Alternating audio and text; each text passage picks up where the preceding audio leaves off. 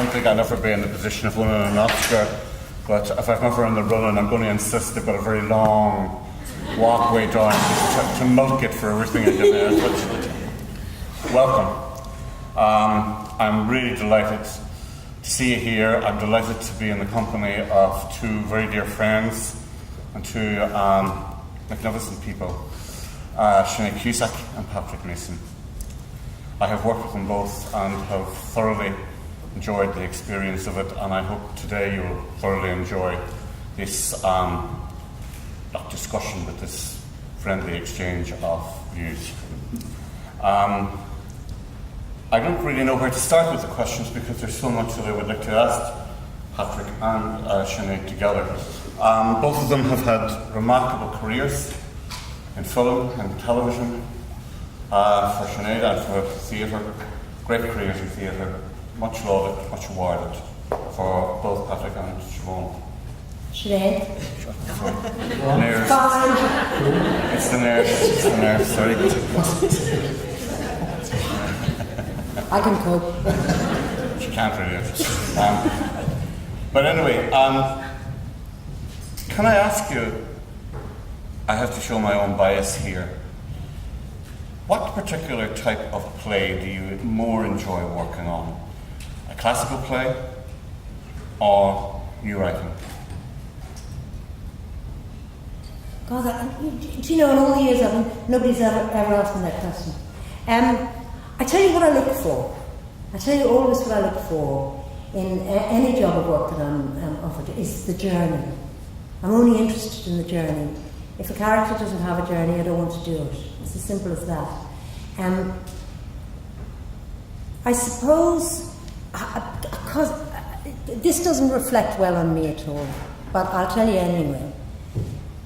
Because I'm Irish, there was a certain sense of inferiority, yeah, there you go, inferiority, about my ability to perform the classics, and by the classics I meant Shakespeare and the like. I thought that might be beyond me, so of course it was what I aspired to. I thought I want to play Shakespeare. That was above all my aspiration. Because in every one of Shakespeare's plays, you can take any journey you like, but in every character there is an inherent journey. So that's what I wanted to do, and it took me a very long time, and the door was shut in my face over and over again, and I got to play my Shakespeare. But the great thing about the Royal Shakespeare Company at the time I joined it is that they had a small theatre that performed other works and new works. And I found that doing a new work and a Shakespeare is the best of all possible worlds. But if I were to look back on the characters I played, I would probably pick out 3 or 4 for whom I grieved when I left them. And they are both, there was May O'Hara in Our Lady of Sligo, so that was by Sebastian Barry, so that was new writing. There was Cleopatra, because I just found her so,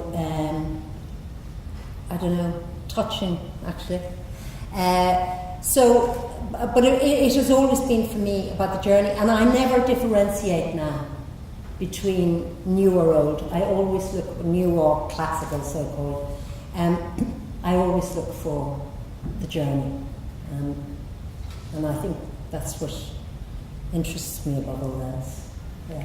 Does that metaphor of the journey, Patrick, would that be accurate for your estimations as well? I mean, Sinead talks about, of course, we know all about the arrival, and then there has to be the departure at the end of the journey, and the mourning and the grieving. Would you find a correspondence to that in your own work? Yeah, I think so. I've always been attracted to new writing because I believe in language and the power of the word in performance, and that's just me.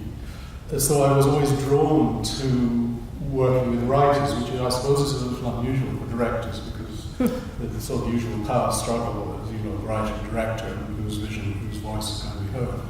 And I've never, and I only realised this quite sort of late in my career. This was particularly me. This is when I found most of my colleagues saying, the only good writer is a dead writer. And I always felt exactly the opposite, that I absolutely loved, was animated, challenged and animated by the presence of the playwright in the rehearsal room with the actors, and this sense of us all making a journey. And what always fascinated me with the very best writers is they never actually quite understood the journey. In some ways, the journey that they had laid out before us was as mysterious to them as it was to us.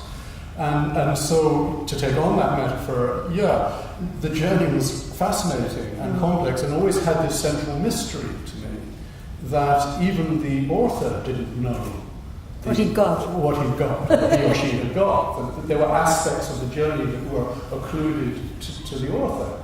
And so the process, this idea that, well, you do the words and I'll tell you where to stand and then you do your bit. Get on with it. I mean, it just doesn't make any sense. The journey is there for everyone, and of course, the final journey is with the audience. Yes. And that, but having felt that, I then was attracted to certain areas of the repertoire, and it's interesting because, Sinead coming from Ireland and making her career through British theatre and internationally, and I sort of did the reverse. And I came from London to Dublin, and I've been 40 years working in the Irish theatre.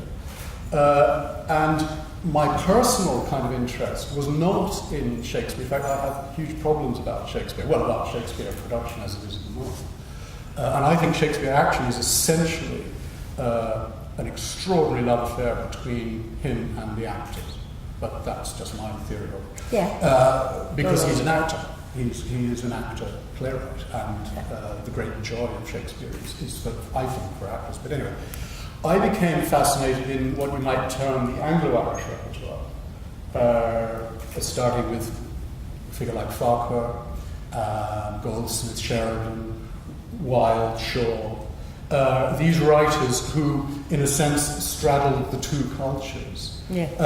And so most of my work in terms of classic repertoire has been in that area. And that's again, it's interesting how the personal predilection takes over that. I don't know, they spoke to me in some way, because there's this wonderful energy in them. There's both a kind of concern, a tremendous formal achievement, and an awareness. I mean, the way Farquhar's writing in the shadow of Shakespeare, and Sheridan is writing in the shadow of Farquhar and Shakespeare, and the cadences and the rhythms of the language. You're in a kind of tradition of writing which goes right back to Bankside. But there is this extraordinary other element. They're all, in one sense, outsiders looking into the imperial metropolitan culture of London. They're all aware that at a certain level, they're not really it. They're on the outside looking in. But they have a mastery of the form, which is wonderful and challenging. But at the same time, their vision is slightly skewed. And that makes it all more sort of spicy and interesting, if you like. But I've never, Sinead's, accomplishments in Shakespeare are kind of absolutely magnificent. I've never warmed to Shakespeare so much, but I think because Shakespeare is the actor's writer. That sense of the outsider that you're talking about there, it's a quality that, if you look at your joint careers, Sinead, you grew up in Dublin, you started in the Abbey, and you go and you work primarily in London. As you get older, Patrick, you were born in England, you have Irish connections, but you come and you work here.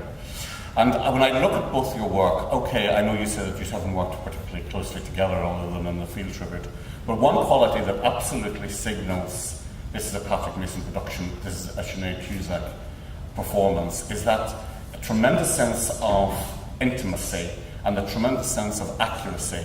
And I think for both of you, having worked with both of you, I respond to and I respect deeply the degree of care that you take with the detailing of what you're going to see on stage as an actor, as a director. Is that, I think I'm pretty sure in saying that that is an obsession with both of you, that things have to be immensely carefully worked through without signalling too hard what it's at. Could you both talk about the process by which you get there? Well, it's a fantastic compliment, because the thing that attracts me to performance and to direction and to the plays as well is specificity. It's my favourite word. Specifics. I hate generalised emotion on stage. I hate producing it myself. I want to be specific.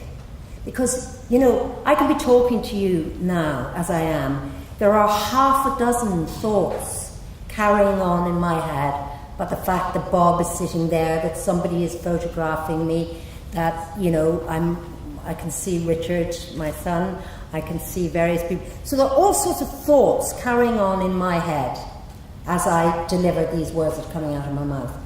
And that's what I want to do when I start working on a part.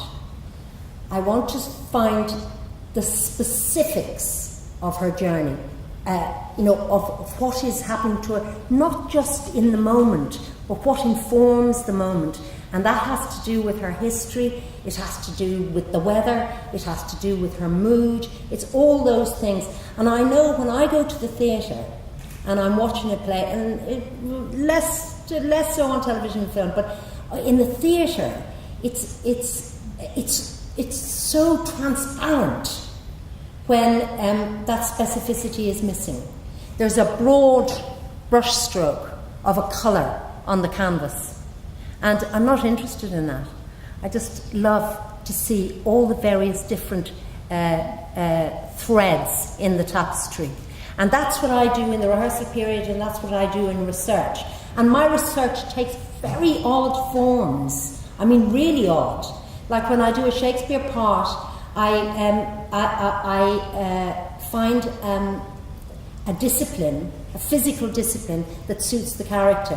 When I was doing the Taming of the Shrew, which Bob Crowley designed, when I was doing that, I pumped iron for 3 months. Now, why I pumped iron is an absolute mystery to me. But it felt right to go to, and I mean pumping iron. It's not something I do normally and I've never done since. I'm talking about lifting weights because it suited her. When I did Beatrice in the Shrew, I learned ballet. And when I did Cleopatra, I learned to do backflips and did Pilates and stuff like that, so she was incredibly physical. So I work physically, and then I work all around where she comes from, and to find, sorry, I'm going to blown on about it, but I'll just tell you one little example. I couldn't play Cleopatra. I read all the iconography, you know, there was all that iconography about Cleopatra, the most beautiful woman in the world, you know, and she'd been portrayed on screen and on stage, and I thought, I can't play this woman. I have no way into her, not at all. And I read masses about her as a female. I discovered that she spoke 11 languages, that she was a brilliant woman, extraordinary political strategist, just amazing. And all the myths about her she'd been demonised by Rome. So all the myths about her were bollocks, you know. So I did all that reading, but I still couldn't get into her. Couldn't find her. And then I was in rehearsal, I think I'd been about a week in. And do you know what the first line of Cleopatra's, well, most of you won't, but the first line that Cleopatra has to Antony is the following: "If this be love, tell me how much." Now, if that's not the cry of a mistress, she wasn't a wife. She was a mistress. She was clinging on by her fingernails to that man. And she was aging. And suddenly I found the way in. That's fantastic. So those are the things I'm always looking for. The detail of being a mistress, not a wife. And then you can start to build. And then you build all the specifics. So I went on a bit, sorry. No.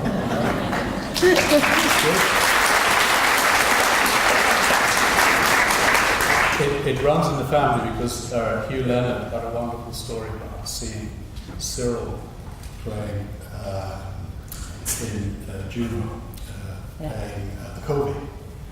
Not in Juno. He played the Covey in Cloud.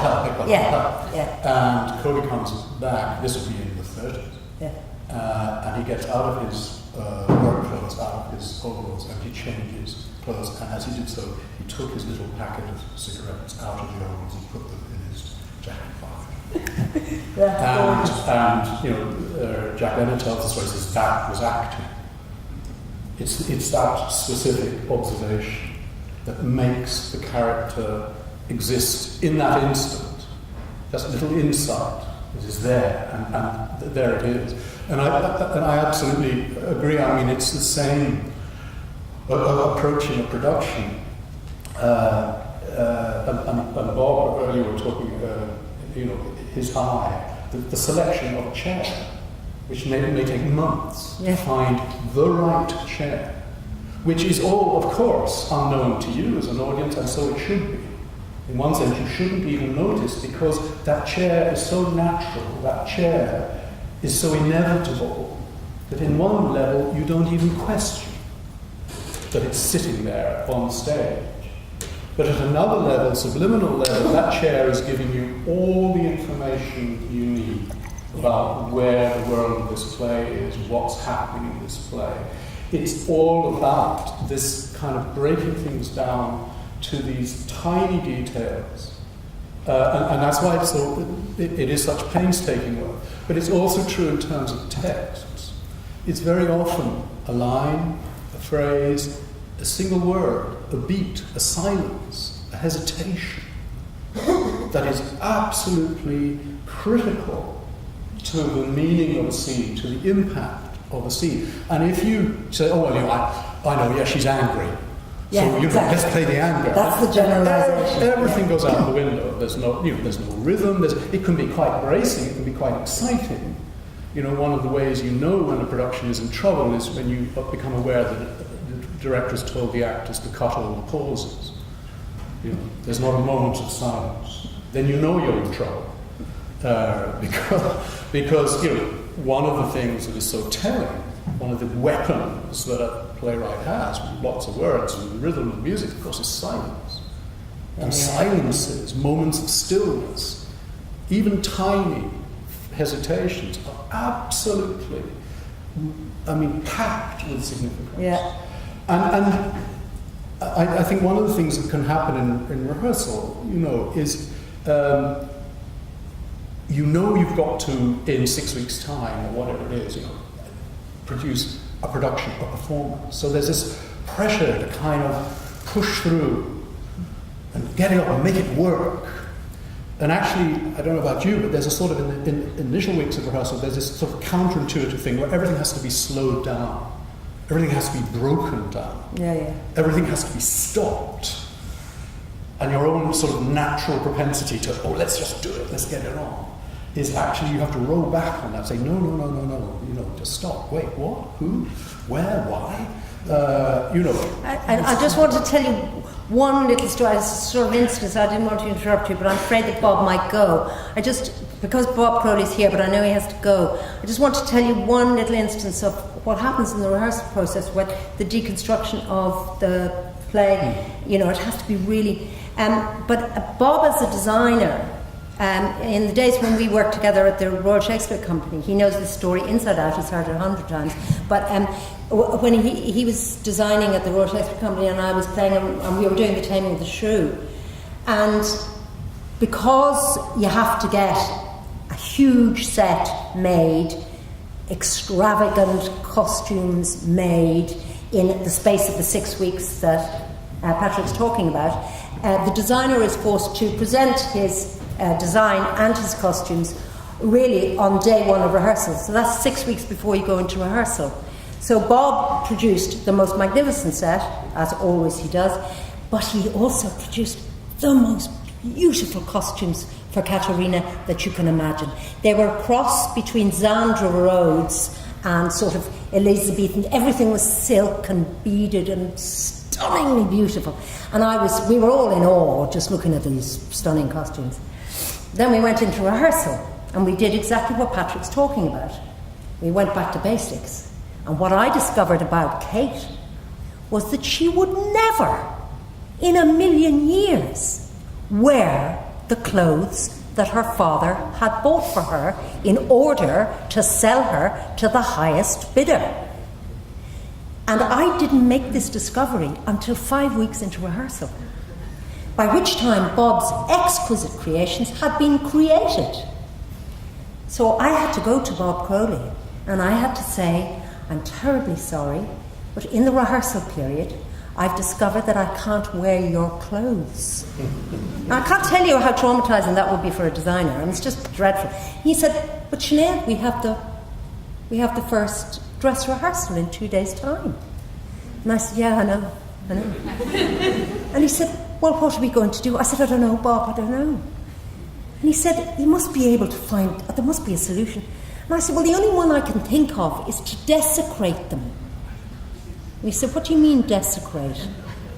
And I said, well, I don't know, take a set of shears to them. He said, I see. And to his eternal credit, we took 3, I'm exaggerating, 3 exquisite costumes to the dressing room. We hung them on the rail, and I said to Bob, will you make the first cut or will I? And he took the shears and he cut the costumes to ribbons. And then I wore Wellington boots and smoked a cheroot, and I wanted to go punk and cut all my hair off, but he wouldn't let me do that. So I teased it out here. So. There are limits.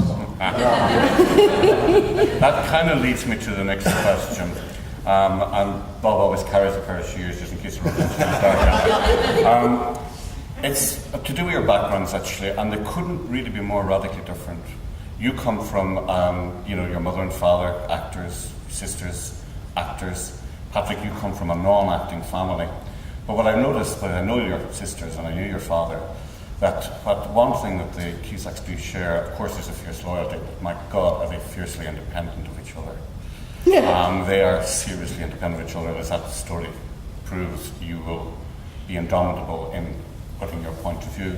Patrick, you too, I think, had to probably assert a fair bit of independent will to get into the profession, to get where you are, to come here at not a good time for an English person in Ireland. It called for enormous effort of will. And I think one of the qualities, again, that I associate with your separate work is that I can see in it that it's the product of an astonishingly powerful interior examination of what you're at. And that gives to your work this very profound understanding of grief, especially. I think it was so terrifyingly there in Your Lady, the Scotswoman. It was there in Our Lady of Sligo. It was there in Sons of Ulster, I'll say it myself. But it's also there in A Woman of No Importance. You get to the terrible heartbreak of that play. That's a hell of a rough burden to put on yourself. Do you find it invigorating? Do you find it threatening? Do you find it too exposing at times? Do you have methods of dealing with it? Because I don't think that while you very brilliantly pull off what you do, you very brilliantly work what you're at, I have to say that I think it must at some level scare the bejesus out of you as well. Well, I used to call, I know it sounds a bit grandiose, but I used to call acting the indecent exposure of the soul, because you do have to use aspects of your own experience. I know it sounds a contradiction, but you have to bring them to bear on the characters you're playing. And as a director, I'd say Patrick is the same, that you bring a sensibility, and if that sensibility is being honed by grief or loss or luck or whatever it is that you're born with, the hand of cards you're dealt, that, I've lost my train of thought now, the indecent exposure of the soul, that you bring that experience bear on whatever character you're playing. That sensibility will equally work on a Lady Macbeth or Amasha or May O'Hara. But it is, I suppose, informed by my own experience. And then the symbiosis occurs of Sinead, May O'Hara, and then this person arrives on the stage that is a mixture of all that. And yeah, there are certain parts that have left me absolutely wrecked. And as I say, there are certain parts that I will grieve for forever. You know, I'll miss Juno forever. Makes me sort of a bit weepy even to think that I'll never play her again. And there are parts, Frank wrote a play called The Hen House, which was about a woman from the north, wasn't she? Yeah. Who had an illegitimate child. She'd had 4 children, brought them up absolutely in an exemplary fashion. And then her husband died, and then she must have had a little, one night stand or whatever, and she got pregnant. And the shame of that illegitimate pregnancy, she put the child in a hen house, and the child lived in the hen house without seeing the light of day for 7 years. Terrible blot in the psyche of Ireland in that case, because they put her down. They put her into prison for that. And Frank wrote this amazing play called Hen House, which Danny Boyle directed. And she wrecked me playing that part. I mean, to have to go into where she lived, that woman lived, the pain of what she had to experience, not to mention the child. Yeah, it does leave you a bit. But all these things, I suppose, build towards the person you become. And now, aged 65, I've got a load of experiences, which is, rich, I suppose. As Peter Brook once put forward this idea on the spot. Bye, Bob. Don't think we don't notice.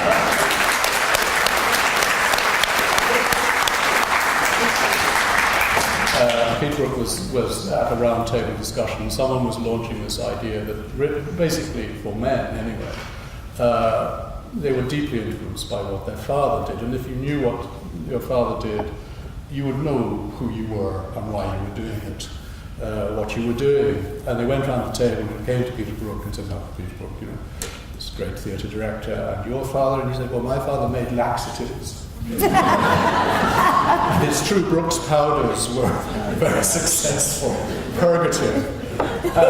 But in a strange way, you see, there's a curious truth in that, because Brooke is indeed, one of the greatest theatre directors, and he indeed did purge the theatre in many significant ways. It's never been the same since. And my father was a doctor, and my family were all medical. In fact, my 2 brothers were doctors, and my sister was a nurse, and my mother had been a nurse, but my mother had wanted to be an actress. I take from my 2 parents, I do have somewhere in me a sense that there is a healing action of the imagination, and that the theatre, if you do it properly, there is actually a potential, a therapeutic, curative potential in the act of theatre. As I was making music in all the arts, but particularly I think in theatre. On my mother's side, she, at 17, she auditioned actually for the Central School in 1939. And indeed auditioned for the great Elsie Fogarty, the legendary founder, and was accepted for a place, but she was too young to go that year, and that she was accepted for the following year. But then a thing called the Second World War happened in between, and her father, who was a doctor, insisted that she became a nurse, went into medicine. In fact, she became a radiographer during the war. So in my upbringing, and she was also, her family were from Galway. So in my upbringing, I suppose I had all these things going on. An awareness of the theatre, and I think why I went to Central. I mean, there was no other theatre school I could go to after that. I had to go to Central. And I really didn't know.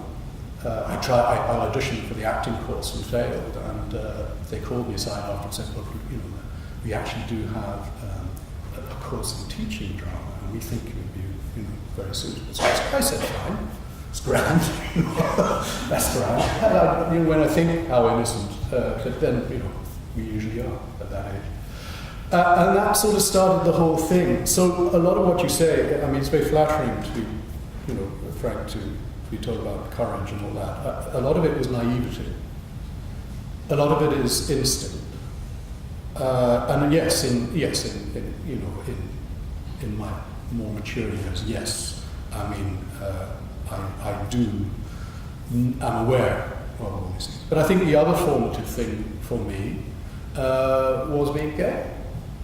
And that, it's one of those things that can destroy you in certain circumstances, and unfortunately still does for some people. Or it's the making of you. And I was very blessed in that both my father and mother were extremely supportive. And I suppose in one way a career in the theatre was like a kind of safe haven. In the late 60s, early 70s, it was like a safe haven. It was okay to be gay in the theatre, that was all right. And then, I've been very blessed in my personal life, deeply blessed. But I think it's, those things happen to you in life and they make you question a lot of things. They make you question a lot of things. They make you aware that life isn't exactly as you were told it was. There are complexities and complications and loss and grief, but there's love and acceptance and compassion. All these things are there. And I think, you talk about a sort of sensibility. It is essential, I think, how we approach our work is who we are. I suppose so, yeah. It is who we are. That's often why, criticism stings so much, because it's us. It's us, in one sense. I'm at one remove, thank God. Thank God I failed that audition, because I'm really not a very good actor. But at the same time, my admiration, my love for actors is heartfelt. I mean, I think actors are actors, because in the end, the act of theatre is about you and the performer. The designers, the directors, the playwrights too, in one sense, step back. The energy of the moment, and it's that brutal, curative exchange of performance of the moment is absolutely between you and the performer. In one sense, Frank and I and Bob and all the rest, we take the step back. Yeah. We're not out there. You're out there. It's great. I tell you, when the director disappears, when you can get on with it. Absolutely, yeah. Mayhem rules. Yeah. Well, that was another thing that Brooke always said. I spent some time with him in the 70s after he moved to Paris, and he was with the international company in Paris.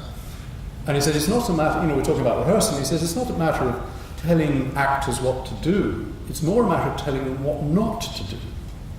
It's actually discovering, the ways that the play doesn't work, that the performance doesn't work, and then opening up the ways in which it does work, which the energy flows in. And I thought that was a kind of interesting thing, that a lot of rehearsal is about going down blind alleys and cul-de-sacs and then discovering they are cul-de-sacs and that the energy doesn't go that way, it won't grow that way. That's a dead end, get out of this, get out. And then you discover a way through, you discover a line or a moment or thing, and the energy starts flowing again. And then you find that energy is going and you try and follow it. And it may go on for a few days and then suddenly you come up against another rock. You've got to find another way around. There's a sort of via negativa going around in rehearsal, as well as a sort of thing of, this is the way to do it. In fact, you never end up saying that. It's always about, no, this seems to be a direction we need to go in. This actually seems not helpful. We maybe shouldn't go here. Let's go somewhere else. I suppose the director is the sort of first audience in a way to the play. And because I have to tell you about the audiences The audiences teach you a huge amount once you get into performance.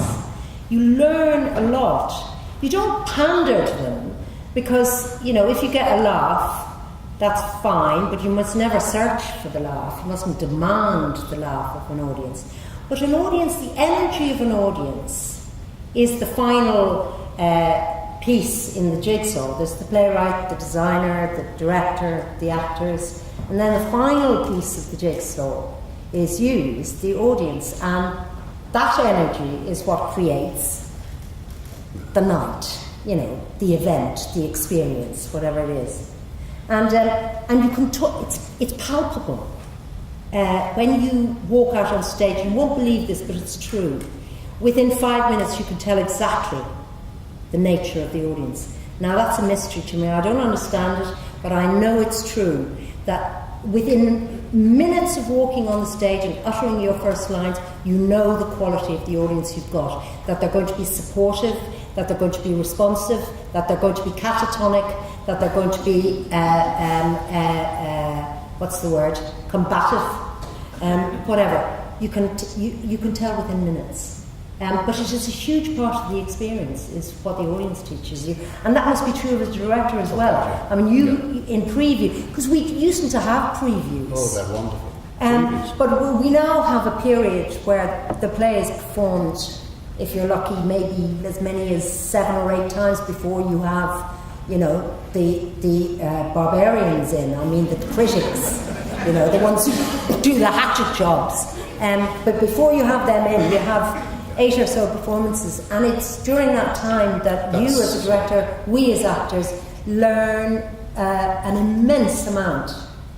And that's when we do really, really hard work.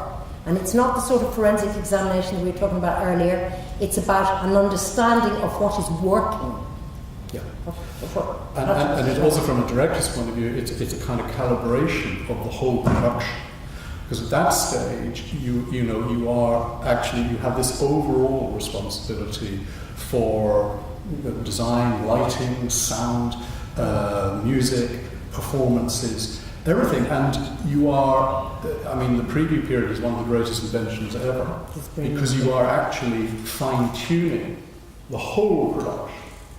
So you're working constantly through it, both with the actors, of course, but as Sinead said, I mean, the feedback is there. The actors are away, you know, and you can discuss the quality of the feedback, the moments. You can again fine-tune scenes, a little bit of staging which is maybe just not right, and the timing of this line, the timing of that line. So they're great, but I think that's a really good point, and it's one I find I make all the time.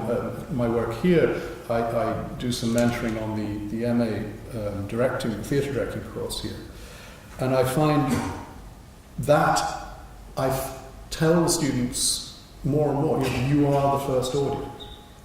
That is the first responsibility of the director is as the first audience. And that feedback to the actors, to the playwright, is absolutely critical. You are the first audience. And then you are there at the end of the process, bringing the whole thing together, and that's where you really earn your keep, actually, as a director, because logistically it's a nightmare, but you know, that's where your choice of creative team, your production team, your casting, everything comes together, you know, at that moment, and you can actually do a hell of a lot of damage by giving the wrong note at the wrong time, or by panicking.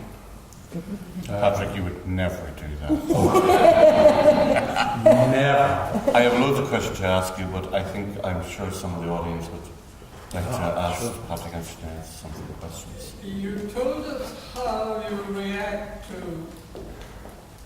getting a laugh. Yeah. How do you react to not getting Try desperately to go. No. Well, you see, those are the things you learn. It's not something that I am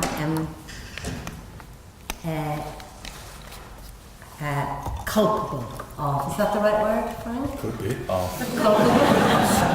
You culpable never. Of looking for a laugh. It's not that, it's never interested me. I'm only delighted. I as an actor, actually was incredibly, respectful of the playwright in a very, very damaging way for the playwright himself. I would be very respectful of text. This was particularly so of Shakespeare. And I didn't know, I seriously didn't know you could mess around and play about and elicit a response and do all sorts of things. And you can, to the detriment of the play or to the advantage of the play. But you have to be very careful about that. What we call them cheap laughs sometimes. If the text and the situation gets a laugh, that's bliss. When I got my first laugh in As You Like It playing Phoebe, I couldn't believe what had happened to me. Suddenly, from all out there in the darkness, and it wasn't like you're all lit now today, but and this sound came to me on the stage as Phoebe, and it was astonishing, and it's very seductive. So you have to be very careful, never to go for a cheap laugh, because that's to the detriment of the text. And the text is all really, Patrick and I come at it with our different sensibilities. But actually the text is all. So when the situation gets a laugh, that's brilliant. But searching for and, trying to find laughs, I don't go in for that, really. I don't think. Do I? No. I kill you. What? We're laughing. And it's usually the worst thing you could possibly do, actually. It's that thing about the laugh was there last night, and suddenly it isn't there. Oh, yeah. And, Listen, I'll just tell you this one story because it's phenomenal about theatre. I was playing Roxanne in Cyrano de Bergerac, and Derek Jacobi was playing Cyrano.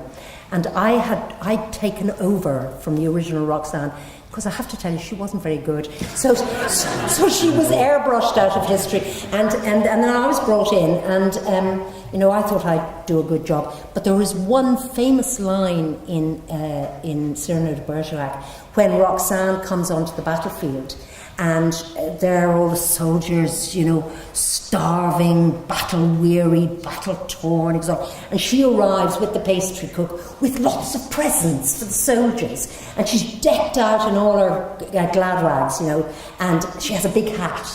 And she arrives, and there's Cyrano, grey with terror, and she arrives on the battlefield, the woman he loves. And she gets out of the carriage, and I had this huge big carriage, and she gets out, and there's all the soldiers ready, and she says the line, "I bought this hat specially for the battle." Okay, that's the line. You see, wonderfully, textually, you get it.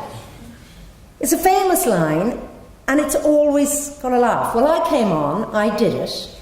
I said, "I bought this hat specially for the battle." Nothing. There was a dead silence. I mean, cathedral-like silence. And I did this for 3 nights. Same thing happened. I came on in all my splendour and glory. I said, "I bought this hat specially for the battle." Not a sound. And Derek Jacobi said to me, he was playing Cyrano, he said, "Sinead, you know that line, I bought this hat specially for the battle?" I said, "Yes, Derek." He said, "You're not getting any response." I said, "I know. It's a famous laugh line, isn't it?" He said, "It is. And it's because you're doing it wrong." And I said, "What do you mean I'm doing it wrong?" He said, "Well, there's an inflection. If you give a particular inflection, the laugh will be there." I said, "What do you mean?" He said, "The line should run or should read, I bought this hat specially for the battle." I said, "Don't be ridiculous. That's a ridiculous inflection." He said, "Try it." I went out that night. I came out of my couch and I said, "I bought this hat specially for the battle." Now, don't ask me how or why. I have no idea. But there I was being told how to get a laugh when I had no idea how to get a laugh. So it's all a mystery to me, really. How do you feel the counter of that? In other words, when you are trying to be dramatic or serious and the audience laughs, when in fact There's no laugh there. Well, there's a particular instance of. Terrible feeling. Yeah, it's a very difficult one. That question is very difficult because there is a line in Much Ado About Nothing where she says, "Kill Claudio." You'll all know it if you've read Much Ado. It's a famous line, "Kill Claudio," and she is asking the man who's professing love for her to kill the man who has dishonoured her cousin, and she says, "Kill Claudio." But the rhythms that lead up to Kill Claudio, and if you look at the scene, there's only about 10 lines, but the rhythms that lead up to Kill Claudio guarantees almost 100% that you will get a laugh from Kill Claudio. So, as an actor, I played Beatrice for 3 years, all over the world, and I can probably count in the 20s how many times I didn't get a laugh for Kill Claudio. And we were both, Derek Jacobi again was playing Benedict, we were both working towards not getting a laugh, but the cadences and rhythms that Shakespeare built into that moment, I'm afraid got a laugh, so he must have intended it. But that used to be a bit heartbreaking for me. I was in floods of tears, telling the man I loved. Maybe it was funny. Anyway. I remember seeing you in a film on TV, and a reminder when you mentioned specificity. And I remember, I hope it was you, Leslie, I'm pretty sure it was. I've loads of sisters. That could be you trouble. Turn the tap on, wet the potato, turn the tap off, repeat the potato without the tap running. Then turn the tap back on, just give it a quick rinse, turn the tap off, next potato, turn it on. And I just thought with border charges coming in here. But I just thought it informed so much about the character. I don't know if you recall that. I know exactly what you're talking about. It was an improvised film we did, a la Mike Lee. You know who Mike Lee is? Yes, yes. Well, he was a protege of Mike Lee's called Les Blair. So we improvised the movie into being. That's how he works. So you work for 12 weeks in a purely improvisational situation where your characters are being improvised. Nobody knows what the story is going to be, who you're going to be married to, divorced from, mother of, daughter of, whatever. And you improvise for 12 weeks and then the story comes together and you do it. And I remember that particular moment because she was an Irish woman, yes, living in Kentish Town, yes, married to Stephen Ray. Yeah. And one of the actors, his name, it'll come to me in a sec,